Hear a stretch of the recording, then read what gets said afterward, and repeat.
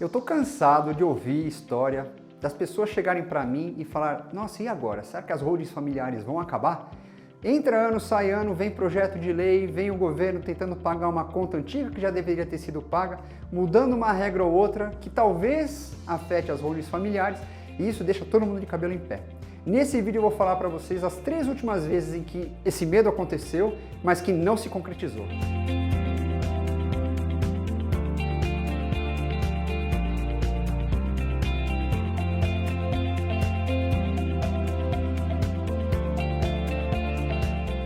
Projeto de Lei 250 de 2020. A penúltima vez em que eu ouvi um barulho muito grande, direcionado a, nossa Diogo, agora as holdings familiares vão morrer, é quando surgiu um projeto de lei de deputados estaduais do PT, no governo Dória, que pretendia aumentar o imposto que hoje é cobrado pelo recebimento de doações e heranças de 4% para 8%.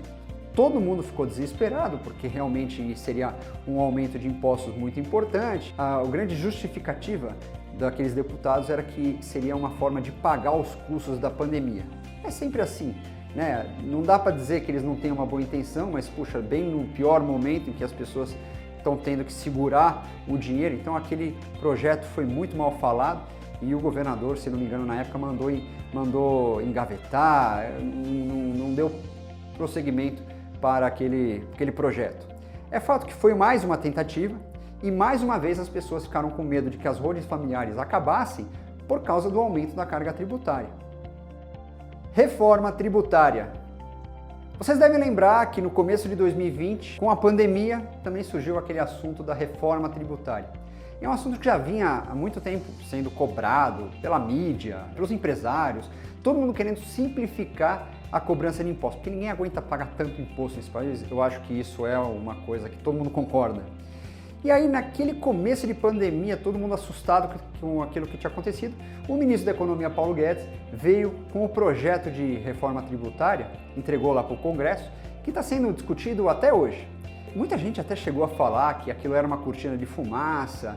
Tem gente que está discutindo alguns pontos específicos daquela época até hoje mesmo. O ponto que afeta as holdings familiares, e naquela época muita gente chegou a falar, não, agora as holdings familiares não vão mais acontecer.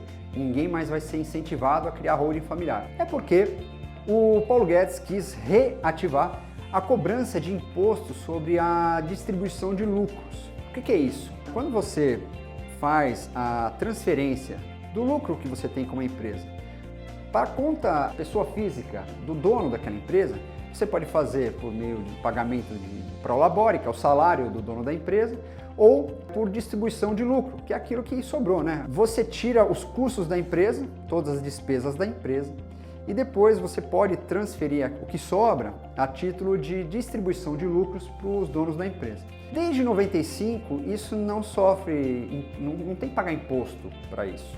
E agora, com o projeto, do jeito que está, pelo menos até abril de 2022, o imposto a ser cobrado por essa transferência seria de até 20%. Isso deixou todo mundo desesperado, tem gente que até hoje preocupado, até receoso de fazer holding familiar. Mas a gente tem que lembrar que a holding familiar ela não é só por causa de impostos, ela tem aqueles outros 2 P's que eu já falei em outros vídeos aqui do nosso canal. Da proteção patrimonial, é muito mais seguro manter os bens numa pessoa jurídica do que numa pessoa à frente da pessoa física, vamos dizer assim. E pela questão também do planejamento sucessório, para planejar como é que vai ficar a sua herança, para tirar os bens da reta do inventário, o terrível inventário que acontece no pior momento da vida das pessoas, que é justamente na falta do ente querido. Fato é que depois dessa história, acabou aparecendo aquela empresa que o Paulo Guedes tem no exterior, o barulho foi gigantesco, algumas pessoas disseram que ele até quase caiu, até pediu para entregar o cargo, mas isso não aconteceu, ele está aí até hoje. E é fato que o projeto está em banho-maria, muito por conta do ano de eleição, mas ele tem dito por aí que primeiro ato do próximo governo vai ser aprovar esse projeto. Ofício da Confas de 2015. Agora eu vou contar para vocês uma situação que aconteceu já há algum tempo. Em 2015, O CONFAZ, o que é o CONFAZ, Diogo? O CONFAZ é o Conselho Nacional de Política Fazendária. É um órgão que reúne as maiores autoridades de cobranças de impostos do nosso país. Um representante de cada estado, mais o ministro da Economia, formam esse órgão. E esse órgão editou um documento, entregou para o Senado, pedindo para que o Senado aumentasse o imposto. Se vocês forem olhar na Constituição, vocês vão ver que só o Senado pode definir qual é a alíquota, qual é a porcentagem de imposto sobre herança e doação que pode incidir sobre essas transmissões de bens.